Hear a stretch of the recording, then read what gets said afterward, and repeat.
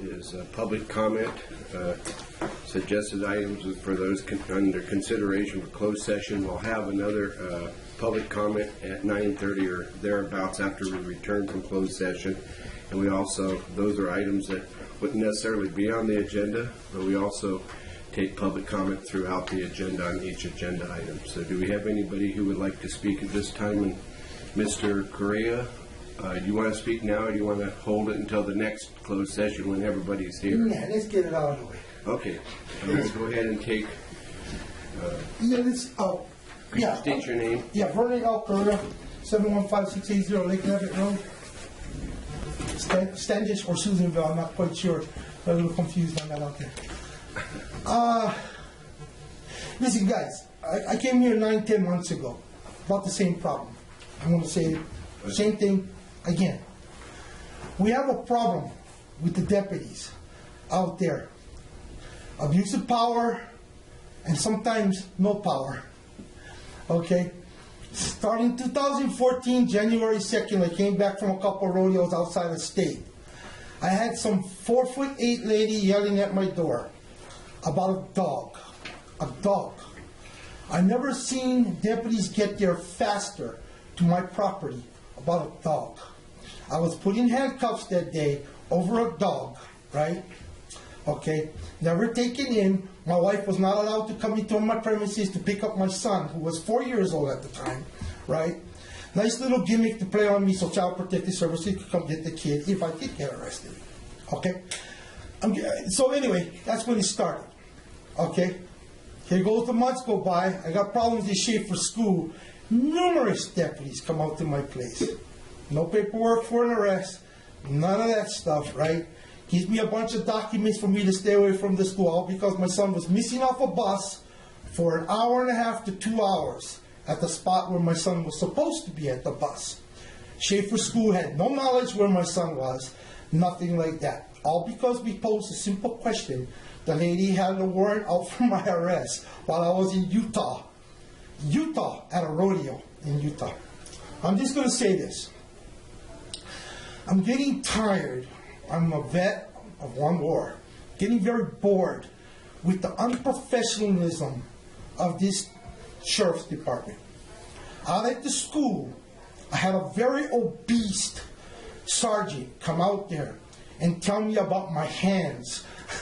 How I was going to do something with my hands after I called the deputies on this lady who was screaming at me in the parking lot aggressively.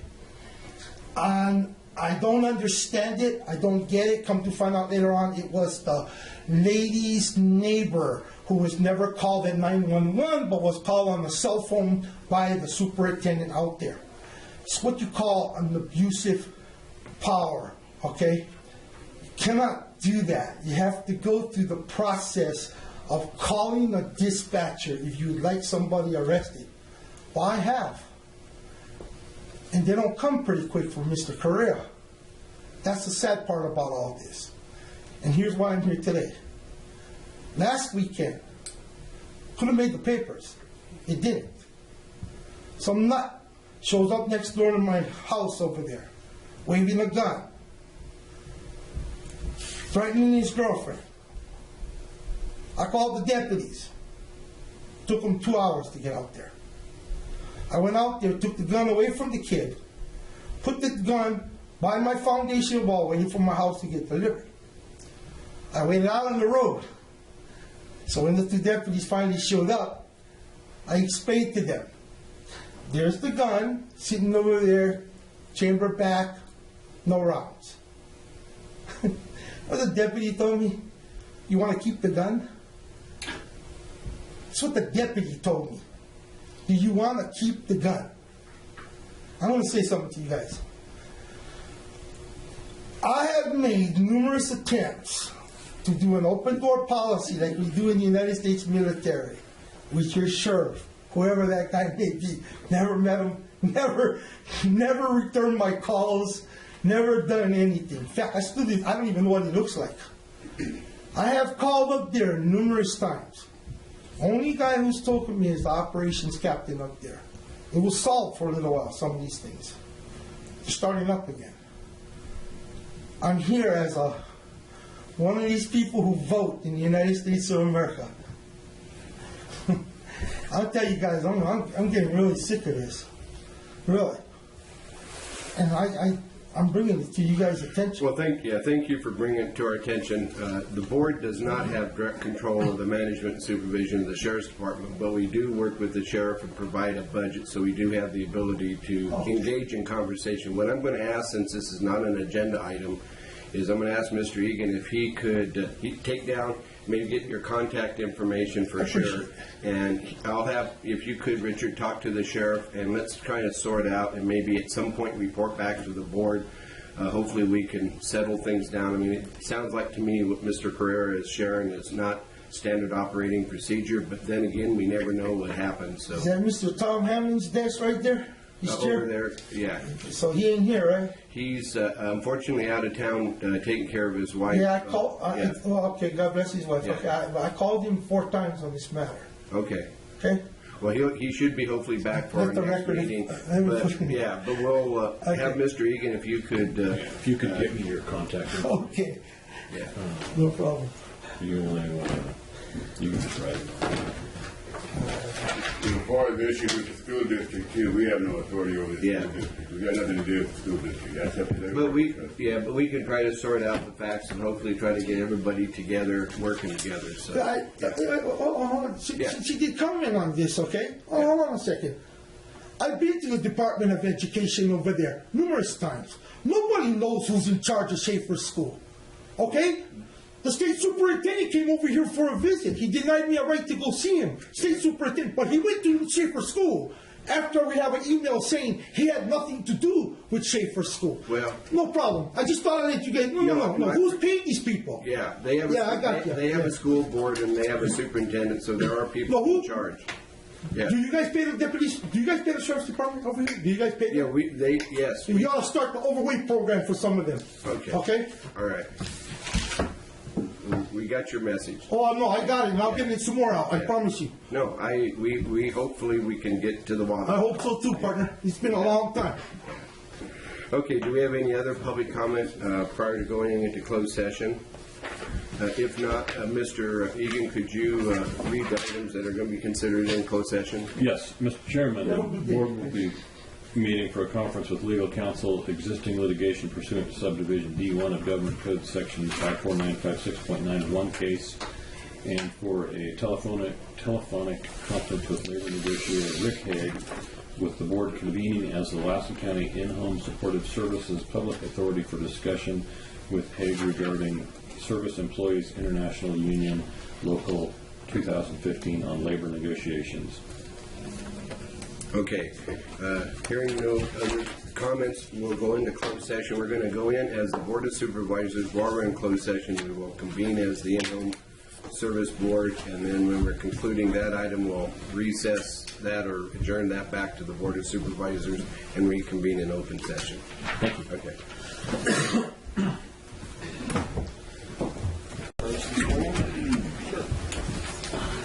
Ready, begin.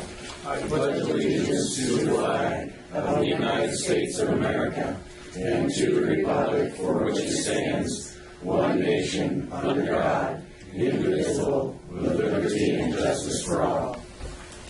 Almighty God, we pray this day for your ever-enduring guidance, and we ask you, cloak us in wisdom and fortitude, that we may disperse our knowledge and facts intelligently among all humanity of whom we serve.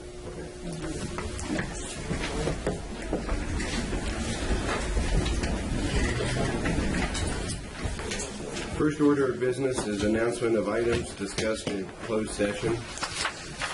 Good morning, Mr. Chairman. The board met in closed session for a conference with legal counsel, existing litigation pursuant to subdivision D1 of Government Code Section 54956.9. That was No. She did that wrong. okay. It was This is correct. Right? significant. I'm sorry. Significant exposure to litigation pursuant to subdivision D2 Government Code Section 54956.9. One case, no reportable action, and for a conference with labor negotiator Rick Hague, with the board convening as the Lassen County In-Home Supportive Services Public Authority for discussion with Hague regarding Service Employees International Union Local 215 on labor negotiations. And the board then reconvened as the Board of Supervisors, and there was no reportable action. Okay, thank you. Item number B2, agenda approval, additions and/or deletions. Do we have any changes? I don't have any changes. Mr. Egan, any board member have a change? I would move approval. Before we do, I'd like to ask that we adjourn our meeting today in memory of Sharon Hurd, who was unfortunately killed when we were having our last meeting prior to that. So we learned about it after the meeting. So we have a motion by Mr. Alba. Seconded by Mr. Hemphill. Any further discussion, or is there any comment? If not, all those in favor say aye. Aye. Opposed, motion is unanimous. Public comment. This is an opportunity for those who would like to address the board under public comment on matters not on the agenda. If there are concerns about items on the agenda, we will also entertain public comment at that time as well. So, Mrs. Spencer.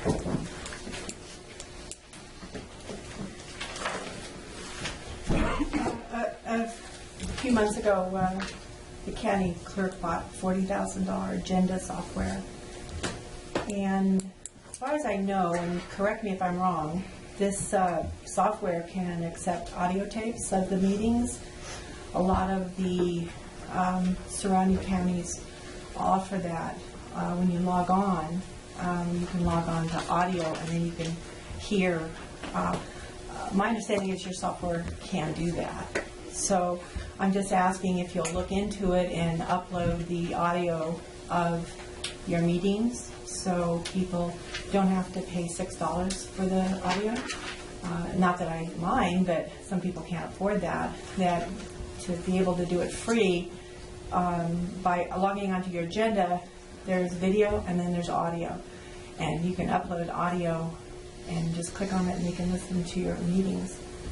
It would enable, or at least offer, everyone that has a computer, or even us, I think you can do it on a smartphone. Second issue, the Brown Act allows for the public to express their criticism to this board. 54954.1c allows the public to come and praise you or condemn you, you know. And but it doesn't mention in that section that you have to file to run for election in order to come up here and criticize you. So that was a little irritating that had to be part of Mr. Chapman's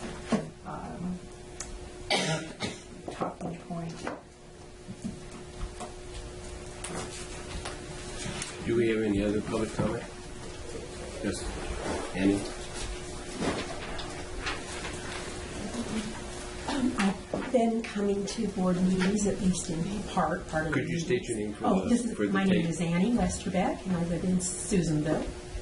And I've been coming to board meetings for over 6 months in hopes that the in-home support service workers would be getting a contract. We voted as a group of workers a couple of years ago for union representation, and I know that it was a different union, and now it has come over to SEIU, and I'm wondering if there are plans to meet with negotiators to have a contract for in-home support service workers.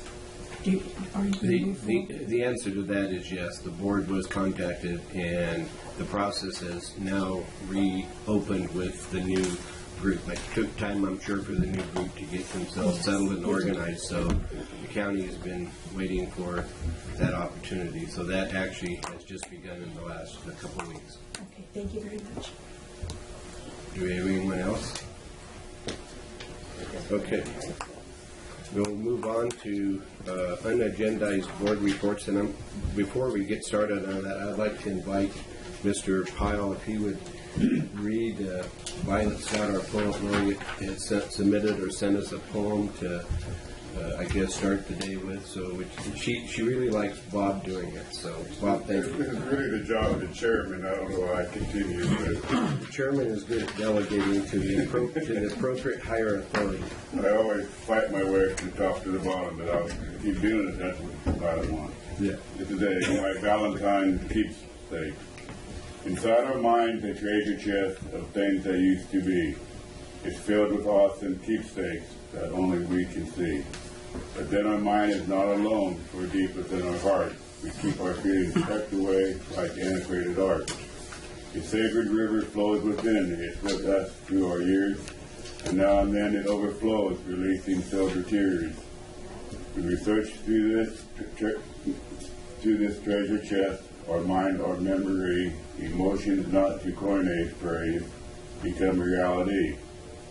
We think of places we have been, of things we've seen and done. We think of persons we have known, at times a special one. A keepsake in my treasure chest displays the words be mine. Forever you'll be in my heart, because you're my Valentine. Always vast out, loved as always. I don't know if that means love to me or love to everybody, but yeah. She loves everybody, Bob. You know that. So I'm not just special. yeah, you're special, I'm sure, to Violet. So thank you for reading that and do that. See that. She sends her greetings. Her only complaint is she doesn't like sitting in the chairs for very long, and so the chairs aren't comfortable, so she chooses to stay home. With that, we'll go ahead and start with the board reports. So Bob, might as well start with you. I have nothing to report. Mr. Albaugh? A couple of things. I went to the Coyote Summit that they had up in Aden this past weekend. They had a very good turnout for that. It was a well-attended event. And then on Thursday, I went over to MacArthur where they had I guess it was a meeting that was held by a bunch of agency folks regarding the wolf and the non-lethal deterrence, I guess is what it is. It was a very long meeting. There was some information there. It was more upsetting and depressing than anything because the livestock producers, they just reaffirmed that you're screwed. There's nothing you can do about it.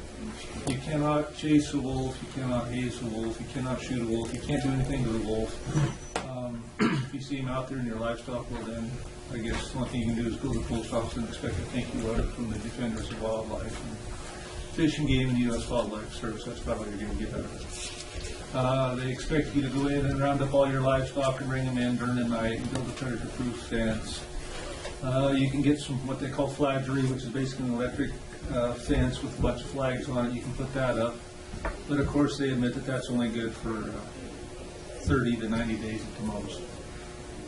You can get some guard dogs, but of course that's not very good because they have a picture of a dead calf, and around that dead calf was 4 of the great big Great Pyrenees or Aquas dogs, and they were all dead, tore up from the wolves. So that's not going to be any good. You got your guard llamas. They have pictures of dead llamas in the wolves. What if it's threatening your life? That's a good question, but you probably need to spend $10,000 to $100,000 a year in jail to find out.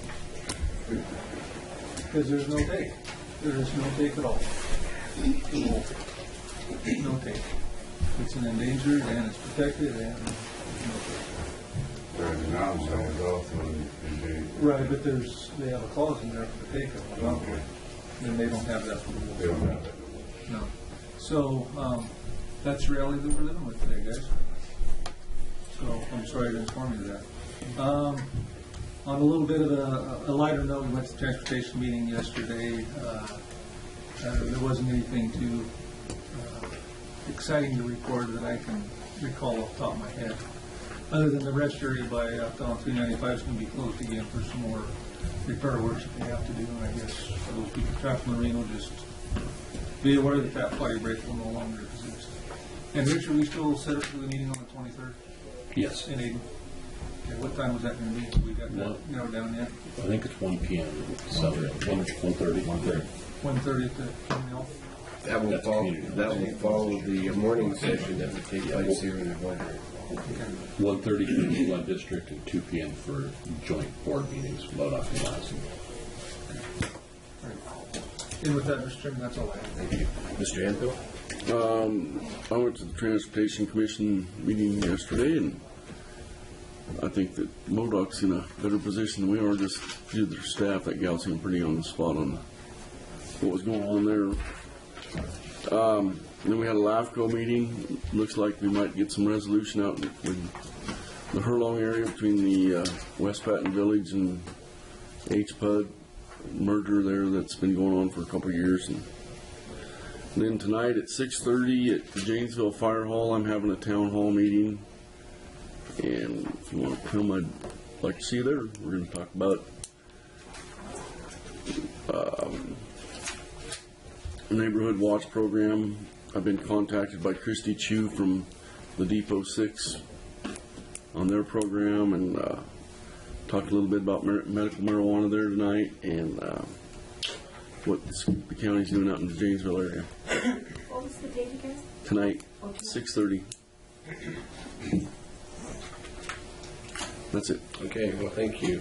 Let's start off with, I'm just not sure if anybody's available tonight for the Fair Board meeting at 5:30, so if you can take care of that, be good. I have a meeting as well, and you've got your own meeting, so basically you were Bob. So good.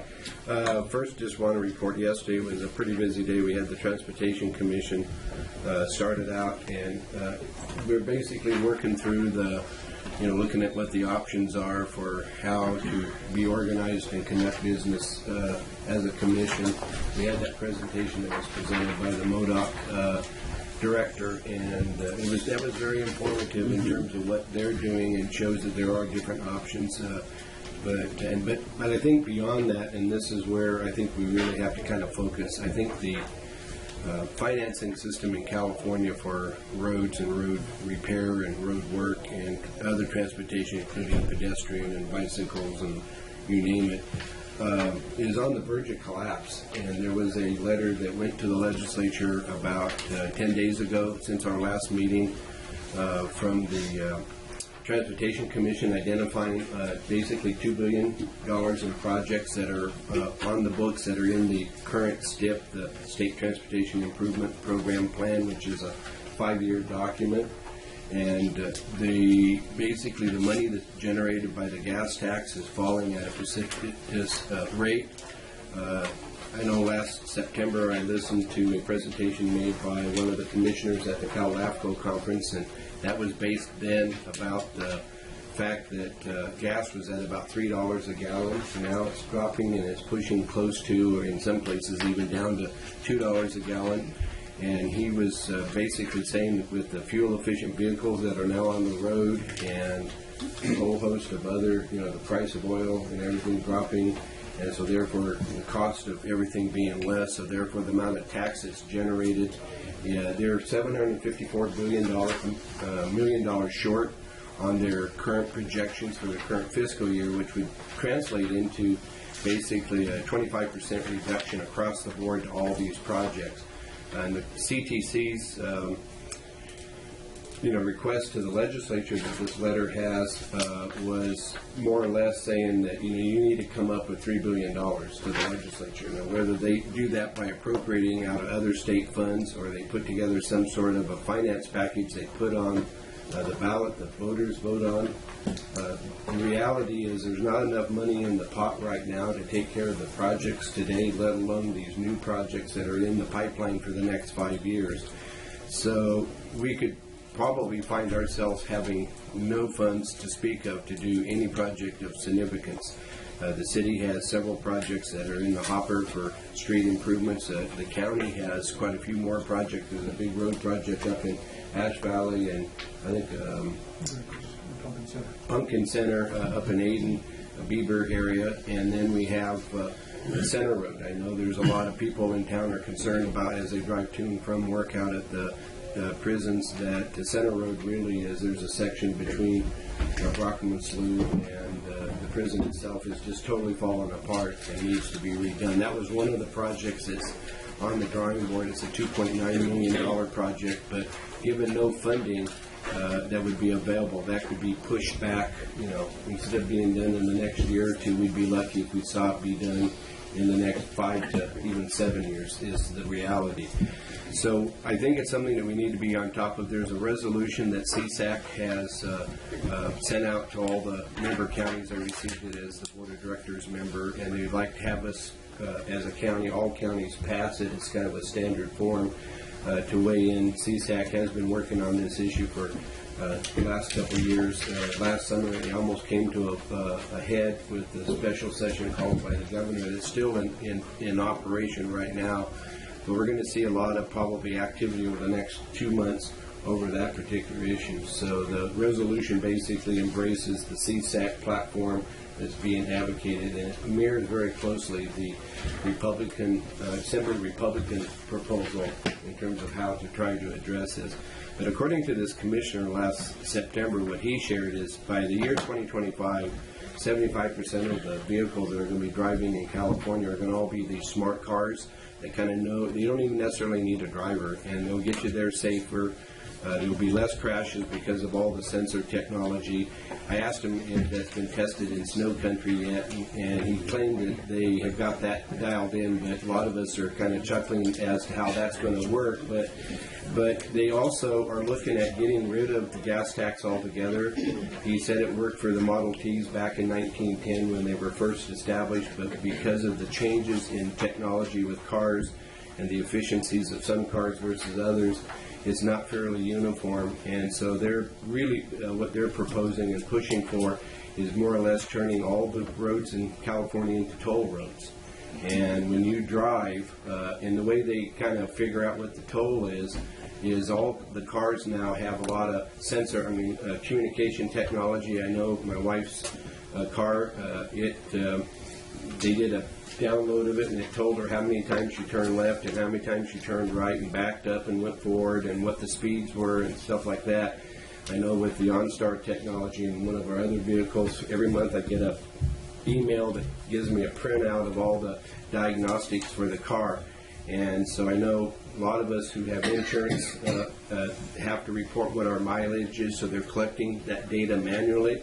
But that's going to all be communicated through the technology in these newer vehicles. And so what will happen is they will keep track of, with GPS and stuff, where you're driving, how fast you're driving, what roads you're using, and based on that information, they will be computing bills, and those bills will be basically sent to you, and that will be in lieu of paying for the gas taxes at the pump.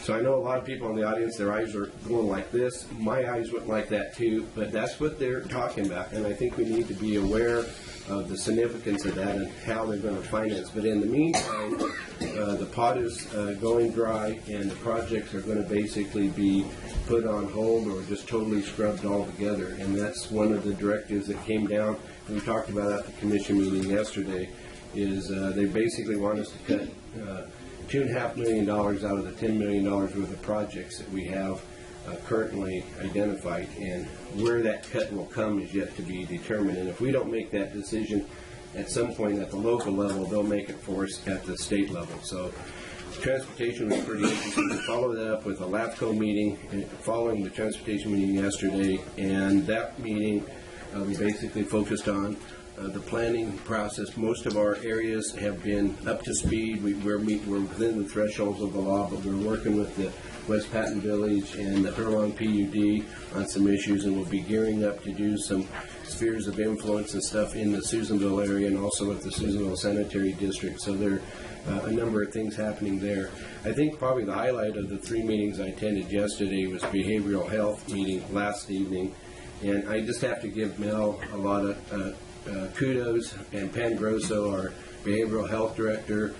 We have just, I think, we hear a lot of criticisms of things that don't happen when things go wrong and maybe somebody's not served appropriately, but we have a lot of things that are going right. And last night's meeting we had a lady, she's one of our nurses, Elizabeth McClure is her name, and she kind of talked about what it's like to basically work in the office, and for her the exciting thing no 2 days are the same, but she is excited about the opportunity to be able to go across the street and work in the juvenile hall and working with some of our clients there in terms of bringing about some appropriate services. And so I think we do have a lot of good success stories, and hopefully maybe Mel, at some point in the near future, you and Pam could kind of put together and make some presentations here in the boardroom. I think it's a story and stories that we need to share, because there are a lot of good things that happen within our workforce with the people they work with day in and day out that never get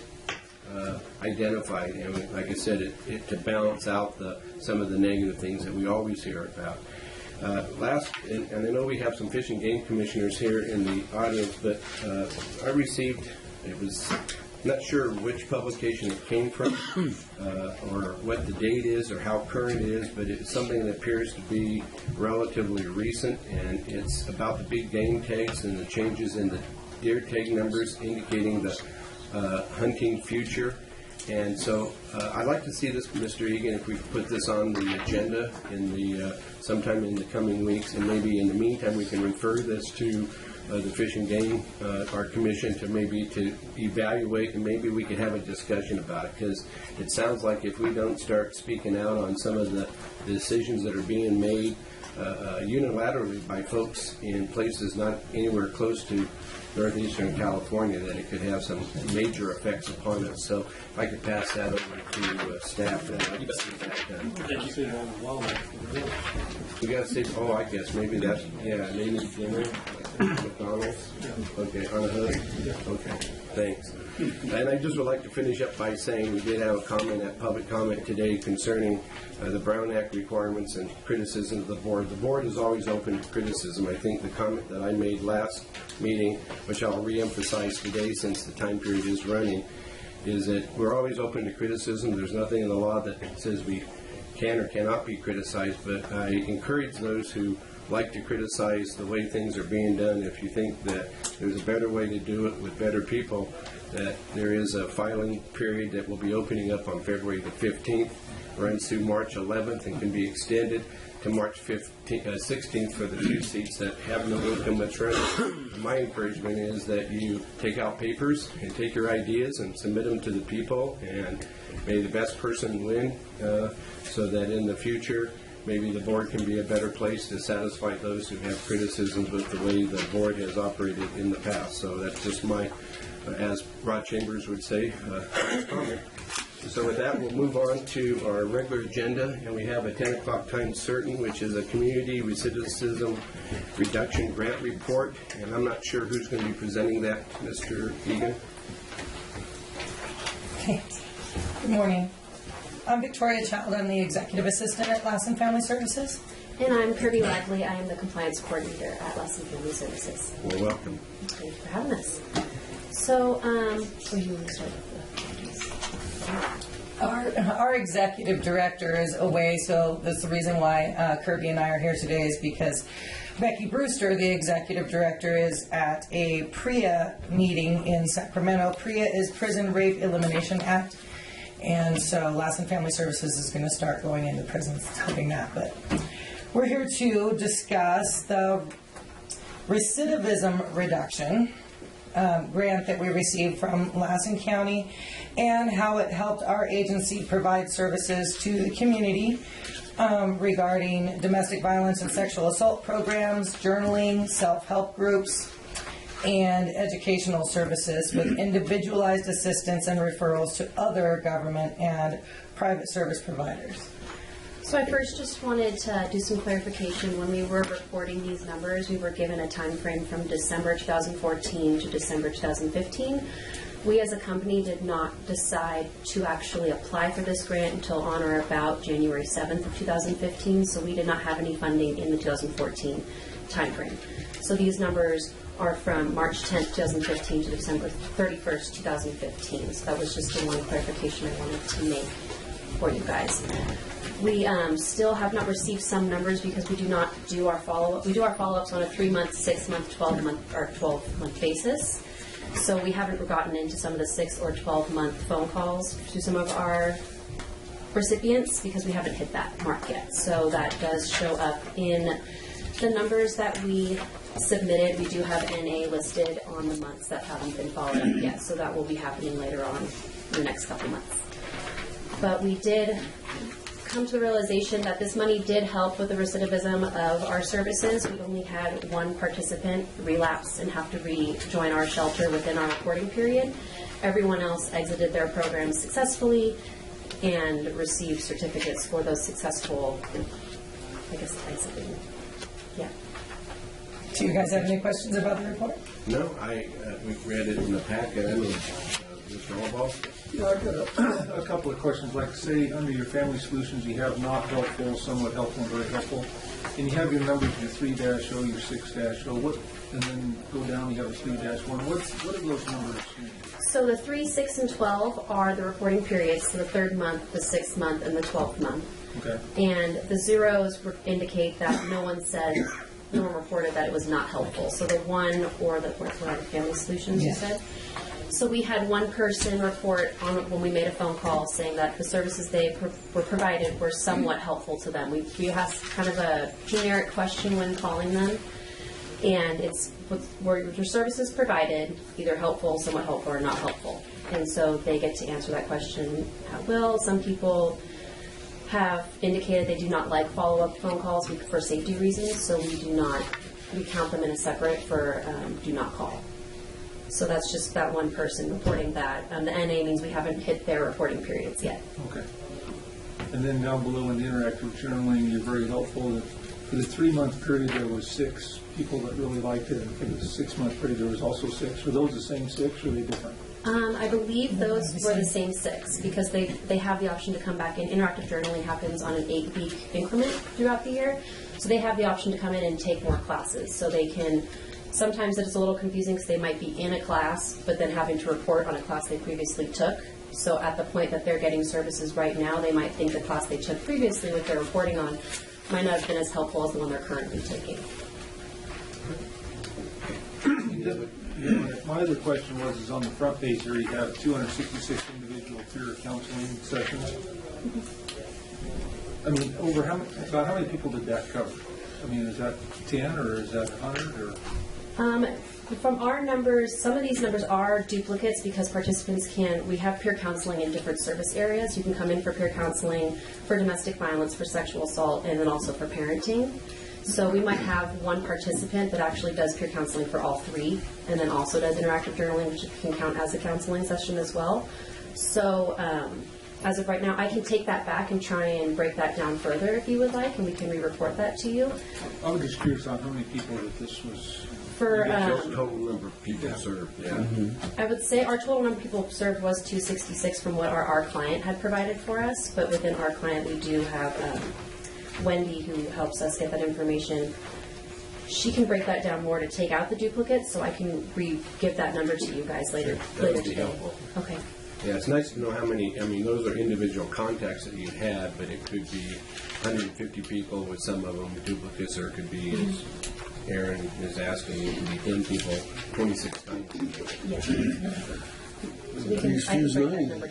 It could be as few as 90, Yeah. you know, if you divide it by 3. Anyway, yeah, that's what we're, appreciate the work that's done and the partnership the county has with Lassen Family Services. We appreciate it as well. Thank you. Okay.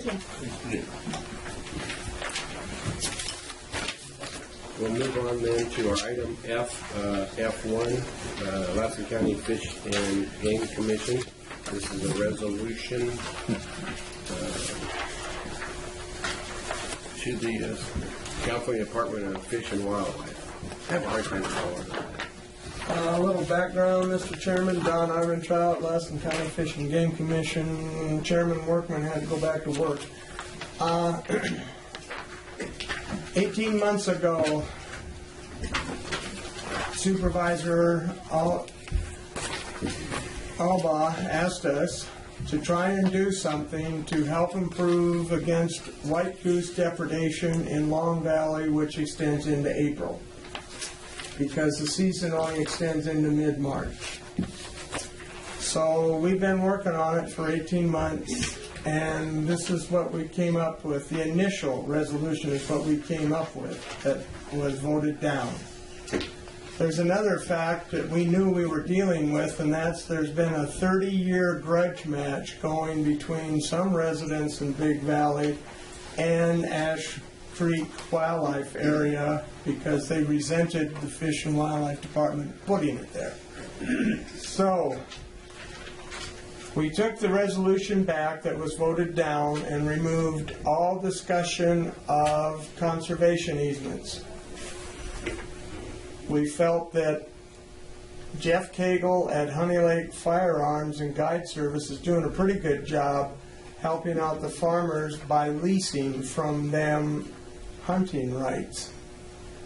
And we thought maybe someone in Big Valley could do the same thing. But we kept the work that needed to be done at the Ash Creek Wildlife Area in the resolution. And that's what you have before you now. They have well issues, and they can't staff well enough, and therefore they can't plant a lot of the crops that could be planted to move the white geese onto the wildlife area and off of the ranches and farms. And that's what we're asking the department to do. Fund these two wildlife areas. Honey Lake got $250,000 last year of a grant and did a lot of work, but they still need to do more. They planted 900 acres last year at Honey Lake, and it did help. They need to be able to run those wildlife areas as a full unit and help out. And this is an opportunity for us to try and support them. The fiscal year has not, the official fiscal year hasn't started, but the department is in their budgeting right now, so this is kind of time sensitive. And there we sit. Okay, you've heard Mr. Armentrout's report. What's the pleasure of the board? Well, Mr. Chairman, I agree with everything like in the past resolution, what they were trying to do. I was just concerned about the conservation easements and further perpetuating the problem that we have experienced. And then, of course, the other thing that I was concerned about was the wells to irrigate with up there on these, especially in Big Valley. Being South Big Valley is a leading priority basin. Is that the DWR and State Water Resource Control Board, they're coming in and they're going to be telling private landowners, if the water table drops to a certain level, they cannot pump anymore, or there's going to be an expense for it. It's kind of whatever the local people come up with, and if the local people don't come up with this, whatever the county comes up with, and if the county doesn't come up with anything, well then the state will come in and mandate. But there will be no control whatsoever over the state or federal agencies. So, go ahead. I'm taking this very seriously on that. But anyway, so my concern is that the Fish and Game will come in and develop all that 14,000 acres and irrigate with it, and then drop all the private, and drop the water table throughout the valley, and then the private landowners would have no availability or affordability to be able to pump there, but the same stipulations would not apply to them. And that could further run us out of business. But at the same time, you've got to learn to pick your battles, and as of right now and today, the predation or the depredation by the geese on the private lands is very costly at this point in time. And so I think I'm just going to, the way you've got this worded in here now, I think it cleans up a lot better. And I think it's workable for today and what we've got today. And I commend you for that, the work you guys do. Thank you. Just as a point, when the governor gave his proclamation last year, I went on the Fish and Wildlife website. And on there is a statement from his proclamation which applies to all state fish and wildlife lands of conserving water. Right. So what he comes down with is going to go to the state agencies too. Until the job's over. Until the job's over. Oh, yeah. Square one. Whenever that happens. And that's where my concern comes. Yeah. I'm more forward thinking. But anyway, that was mine. Okay. Any other questions from the board? Thank you. Then we'll go ahead and take questions from the audience. I see Mrs. Spencer has her hand up. I I just have one question. Could you explain again why the white geese are bad? They're not bad. There's just too many of them. There's terrible.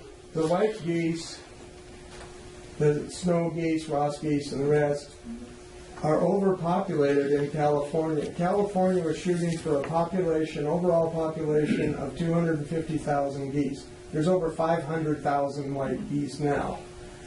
And when they come in the spring, the most green up is on farms and ranches. So they land on there, and if you drive 395, just in another couple of weeks, and look over at the Wimples Ranch and a few of the others, it's white. Oh, no, I've seen Yeah, that. but they eat everything? They do. They do approximately in Lassen County, the last figure we have, which is 4 years old, they do over $3 million worth of crop damage a year. My wife asked me the same question, so I took her to Levitt Lake last week. No, I've seen that. She says, now I know. Well, and to further elaborate a little bit, Don, is the geese, they like the new seedings, which don't have a very good root, and geese do not have teeth, so they'll go in and rather than graze the plant off, they end up pulling up by the roots. And so you have this nice, lush green field with, the grain's about this tall or so, you go back out. Yep. Even the next day, after you had, 10,000 of these birds come in and land, and they all land, and they just go, and so what's green turns to mud, they just keep going out, and then you have nothing left. It's like locust. It's not only what they eat, either what they trample. Yeah, those Leave are. traffic on it, they destroy it. We had pictures when we first addressed this to get the season extended as far as they can legally. We had pictures from the Farm Bureau, and you have nice green fields, just nice little there, and then the after effect is dirt. So And they cover several acres, but they were laying on my place last week, and they were covering at least 40 acres. Wow. Solid. Well, we have a resolution before the board. What's the pleasure? Submitted by the Fish and Game Commission. I think this is at the request of the board from last year. I would move approval of this resolution. Okay, we have a motion by Mr. Albaugh. Second by Mr. Hemphill. Before we have the vote, is there any additional comments from the public? Hearing none, then all those in favor say aye. Aye. Opposed? Motion is unanimous. Wow. We'll take up item F2, which is vacancies on the Fish and Game Commission. We have an application from David Meserve, and this would be it's an appointment. Is it an alternate or? No, I don't think We have two. So he's in District 4, so that would be District 4 alternate, which is vacant. I think we have a regular vacancy in a regular seated position in 4. no, in 2. No, District. You have it in District 2. No, District 2 has 2 appointees. Okay, District 1 then. District 1, yes. There's only one looks like on District 1. Let's figure it on District. Actually, District 3 also only have 2. Bill and Rick Washburn. So yeah, District 1 is the only one with a vacancy, plus we have all the alternate positions. So this one was which one? District 1. It has a vacancy, so they can either be a District 4 alternate or a District 1 regular appointee. Is he here? Does it matter now? He's not. He lives up on Barbara Street. He actually serves. I've served with him. Jeff does too with JPA for the pool board, so he's involved with that one as well. You have a concern, Bob? No. Okay. Yeah, I make a motion to approve. Yeah, he operated Eagle Lake Marina was the manager there for 10 years. So Yes. yes. Can we have a motion by Mr. Pyle, seconded by Mr. Hemphill to appoint Mr. Meserve to the vacant position in District 1. Okay. Any further comment from the board? Do we have any comments from the public? If not, then all those in favor say aye. Aye. Opposed? The motion is unanimous. Okay, that brings us to our information and consent calendar. What's the pleasure of the board? I was going to ask for a G5. G5, can you pull up for discussion or any other requests? If not, then we'll entertain a motion. So moved. Do we have a motion by Mr. Pyle, seconded by Mr. Alba to approve the consent calendar minus item G5? Before we take the vote, do we have any comments from the public? Seeing none, we'll, all those in favor then say aye. Aye. Opposed? Motion is unanimous. We'll take up item G5. Mr. Millar's not here, but if there's a question I can answer, I'm happy to do Well, that. the only question that I have, if you're, looking at what they were going to get as far as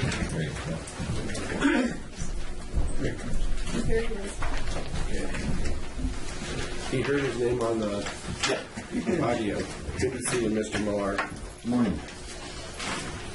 Well, the reason why I pulled this off is I just had a question on one of these. I think it was the John Deere. And it said it was going to come with the manuals for it. And I know the manuals for this equipment can be extremely expensive. And I didn't see the manuals listed for Cashman, which is the one we're thinking about going with. Are the manuals going to come with that? Yeah, manuals for CAT. Okay. Because I know that they can be extremely expensive. They are, yeah, they're hard to come by. Okay. So that's part of the... Already, they do have the manual. Well, you said that they have to go... Yeah, CAT has the manuals. Yeah, we always get manuals. So that's part of the manual. Because I didn't see it listed in their section, but it was listed in the John Deere section, and that's why I asked that. Very good. Okay. So with that, I would move to approve that.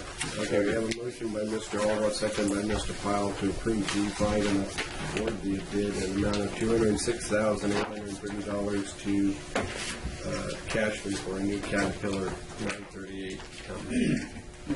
Do we have any, before we take the vote on, is there any comments from the public? If not, then all those in favor say aye. Aye. Opposed, motion is unanimous. Thank you. We'll take up item H1. Okay, Mr. Chairman, it's past the middle of the year, and I've asked Ms. Morgan to go through the 2015-16 annual budget and review it for performance as far as how we're doing compared to what we budgeted. And she's prepared a staff report that's included in your packet, and I believe has some comments to make to the board. Okay, Ms. Morgan, welcome. Good to see you. Thank you. Good morning, Mr. Chairman, members of the board. Yes, we are beyond halfway of the fiscal year, and administration and the auditor, we take a look at our budget. The budget that the Board of Supervisors approved is a sound document. It's a good financial plan, but it's a moment in time, so we keep our eye on things and go through revenues and expenditures to see if it looks like anything is not going according to plan. As part of that process, we reach out to departments of the county and ask them to do the same, because they're more familiar with their revenue line items and expenditures, and have them take a look at how things are going for their operation. Oftentimes, they'll make a call to our office, and even though things might need to be a little more here, they can buy less off of something, or, oftentimes they can make it work. So I had conversations with departments that might need a few little changes, but they're able to make it work with what they have as far as their plan. Of the adjustments that we are requesting today, all in all, they're good news. The CCP is an increase in revenue, so that's a good thing, and that's the adjustments that are being requested for that are just to get the revenues to the areas where they're designated to help those operations. So that's a good thing. Of the other adjustments, there's no impact to the general fund for the other adjustments. They're just to shift money between general fund departments. So that's the collections that we're able to decrease a revenue line item or an expenditure in another area and cover those. So the two departments that do need increases are for collections and probation, and They just started to conduct the business of those county departments. And overall, like I said, there's no general fund increase other than increase in revenues in 130, 138, and 145. So probation, CCP, and public safety. Yeah, it's, given the size of the budget, these are pretty minimal adjustments being made. It's good to know that the departments have been able to live within the budget framework that was adopted last year, because usually this time of the year we could have a lot of adjustments, and that's especially true in health and social service. And I see, Mel, you're not even on the list. Well, we haven't they're next. Okay. That was the one that always. Ours is all sunshine and roses. Well, I know, but I was going to say is that, I mean, they have done really well. And this, the primary of just the regular general departments, that it's always in the law enforcement area that we have with probation and so forth. So, and compared to prior years, I could say even like these probation adjustments are like almost non-consequential. So I think that's really good. I appreciate the work staff is doing. The departments do a great job, but I mean, we still have a little bit more of the year to go, but yes, they're doing a good job, and they really try hard to stay with what they have. You know, and a big key is having the state not pulling the rug out from underneath you, because they may give you some preliminary allocations, and then when things don't look good, like we see in the road area with gas taxes and stuff, then they pull the rug out from you at the last moment, and you're scrambling. So, Mr. Alba? No, I had a couple of questions. The first one is on the probation fund, when the juvenile probation staff, they're going to be moving over to the group home. There's a cost there. Is there going to be any savings associated with that? We can go back into that or not?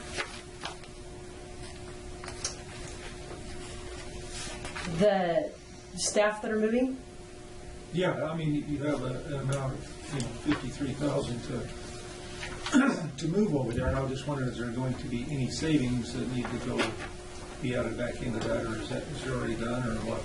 I would say, and I know probation is here, they may be able to talk about the specific move, but generally speaking, if we move staff, there could be potential savings as we vacate their former area where we could save on utilities, save on overhead, maintenance.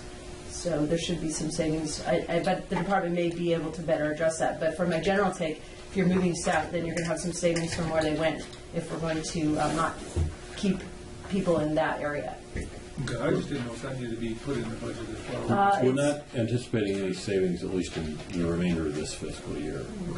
But down the road, there may be some long-term savings. Hopefully. And where some of the short-term savings are is right now there's a fair amount of travel back and forth between the juvenile hall and the activities there and the facilities over on South Root Street. And with them relocating at least the juvenile portion over to juvenile hall, they aren't going to be having to do all that extra travel. So there will be some, there'll be definitely some, and that's the purpose of the relocation, is to try to make for more efficiencies that way. So initially on the surface, you're probably not going to see a huge dollar, but long term and as well as short term, there's going to be just the time savings along, let alone whatever costs it take to move people from one point to another. And then I have another question. If you go to like funds 146 through 149, go into the recorder, a couple of those are already at 99.9%. The percent expense. Do those need to be adjusted, or is that just like a one-time expense? We did look at those. Oftentimes it's timing. Like they'll pay for their postage at a certain time of the year, or they'll pay their copy machine charges might come through at a certain time of the year. So a lot of times if you see that in revenue or expense, we'll have to look a little closer at what's happening, because it's usually a timing thing. The revenue hasn't quite come yet. It usually comes in March, or like I say, the postage, maybe they go ahead and purchase a bulk of postage because they know they have their mailings that are coming out. So it's usually something to that. If there's a specific question, I did go through all county departments. I didn't see anything that really brought me alarm when I did dig deeper into it, but we're always keeping an eye out for those things. So usually it's a timing issue. I didn't see any others that have to be adjusted today. Now I can say that, but hopefully, next month something won't surface, but it might. And, the bottom line is the auditor maintains a watch on that there, so she'll never expend beyond what the appropriation limit is. So if indeed they miscalculate and they need to, then they're going to have to come back to get additional funds appropriated if they're planning on spending something other. So if they're at the 99% level, like that, they will be, basically, they better have planned well between now and June 30th, because that's what they're projecting to. Yep. Or we'll be talking. It could be a lease payment that's paid, maybe semi-annually, so the second payment's made, and so they're good till July and the next budget. Those are all the questions. Okay. Any other questions from the board? Please note that items 3 and 4 of the requested action require a 4/5 vote. Right. That's the schedule there. We're going to probably, we could take it all in one motion and do it with a 4/5 vote, or just do it in two motions. As long as you get all 4, you can do them all at the same time. Right. Okay. Any other questions? I see we have a hand in the audience, Mrs. Spencer. Yes, I have a couple of questions. The Fund 100 budget 62 doesn't exist, so I'm wondering. I have the budget sheet here. It doesn't exist, so there's activity in an account that doesn't exist. And then another question is, when you're moving these funds from the 200 accounts, are any of those restricted funds?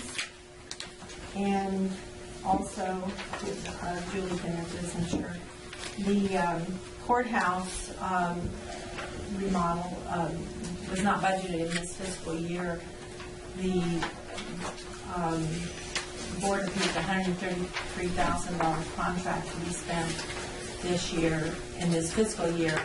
It doesn't, it's not, does it need to be added in there in this go around? Or you're not going to spend it until the next fiscal year?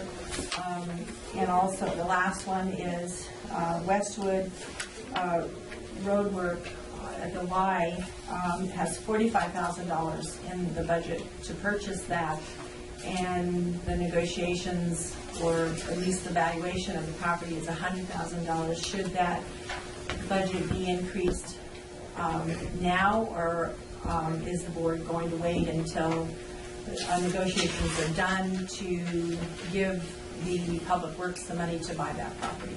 That's a lot, Julie, I'm sorry. Well, does staff have an answer to that question? There were several questions. One, does the 100-0062 budget unit exist? Yes, it does exist. The second question regarding I believe the courthouse renovations, we've entered into some contracts for some engineering and planning of that facility, and funds are appropriated to pay for those contracts that we anticipate during the remainder of the fiscal year. And with regard to I think there's an acquisition or property proposed in the budget in Westwood, and I'll have to defer to Mr. Millar on that, but I understand that it's on track. Okay, and I think the question was, do those funds have to be budgeted in the budget in order to have that for that project to be completed this fiscal year? Yeah. I'm not familiar with that particular project, but we have consulted with Mr. Millar, and he has not indicated that he requires any further appropriation to complete the projects he plans to complete this fiscal year. Well, bottom line is, if the appropriations don't exist, then the ability for the auditor to issue the checks based on that would be held up until such time that was corrected. So I guess the answer to your question will be ultimately resolved when the time comes, and either they have the funds in there that they identify that can back up the purchase, or they come back and ask us to make the necessary adjustment, and it will require. I've spoken with Mr. Millar, and he realizes that if they actually purchase the property, they don't have the money. They only have $45,000 in there, and that's not going to be enough to purchase the property. So he's more than aware of that now, that he has to come back and ask for the money. Well, when he's ready to do that, I'm sure at the appropriate time he will. So thank you for the heads up on that. I'm understanding what Ms. Spencer's question on the 0062 budget unit is. When I put this budget adjustment sheet together, the OPEB employment benefits, I pulled down the account number from the prior line and it made it 131. So she's looking at the second line on my adjustments page. So we need to make that the other post-employment benefits account number. And if you have that, I don't have it right in front of me. I have it sitting back there. So we can just make that, it just needs to go into the other post-employment benefits account number, not 131. That's what she was looking at.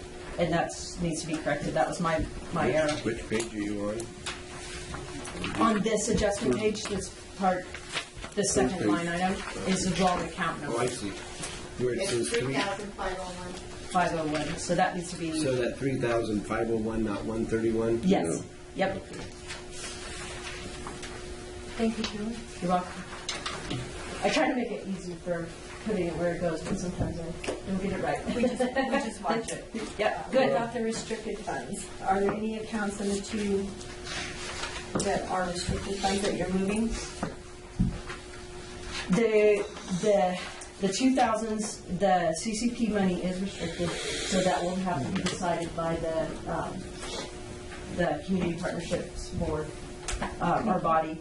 And the reason we have the transfers to public safety and probation, or district attorney and public defender, is that is for those purposes, so that's part of it. So the increase of revenue just goes into 138, goes over to public safety because it's designated for those two departments only.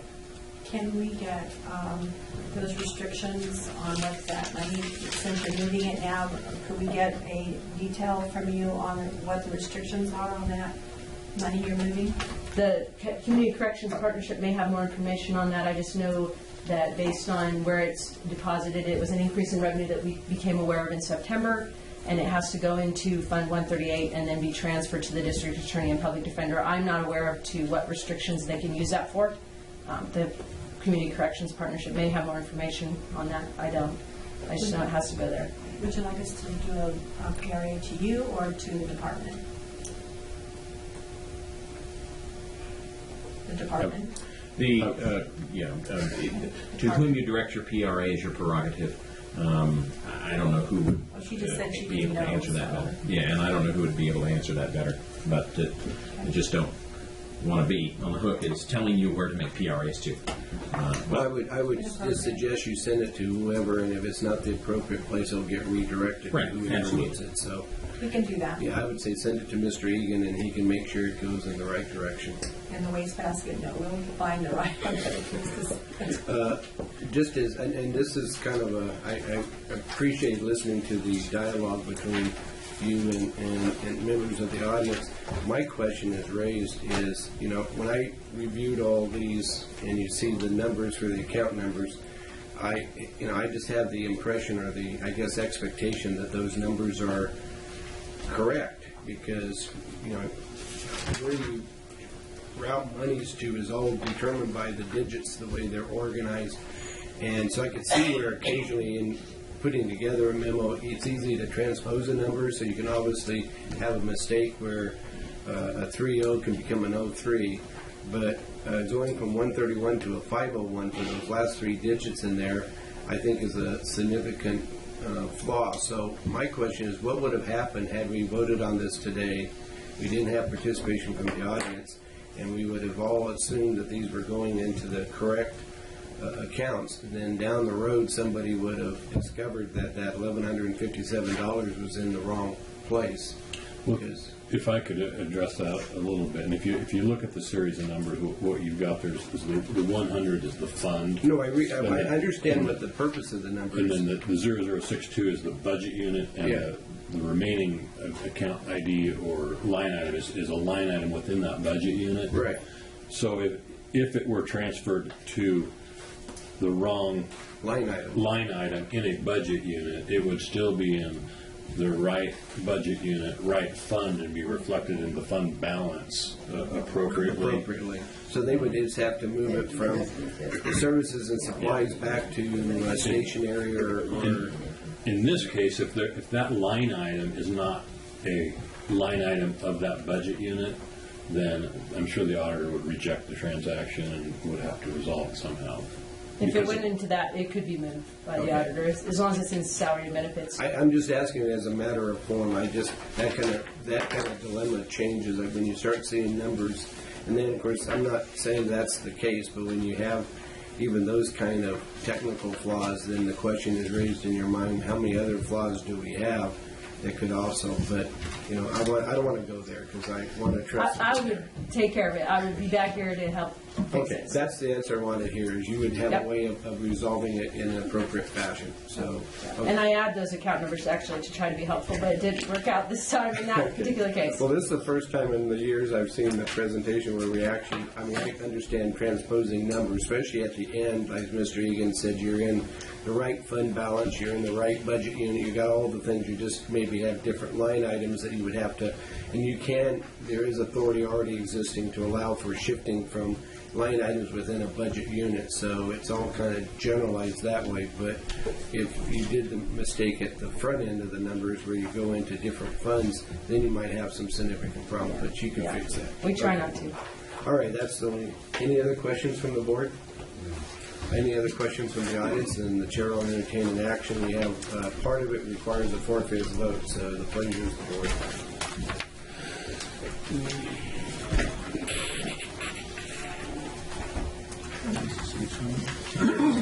I'll make a motion here in a second.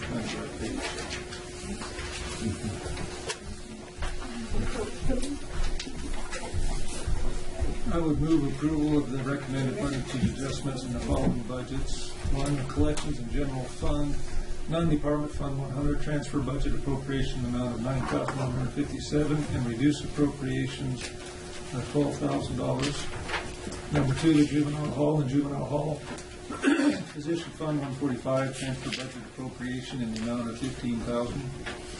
Number 3, the probation fund 145, increase revenue and expenditures $52,935.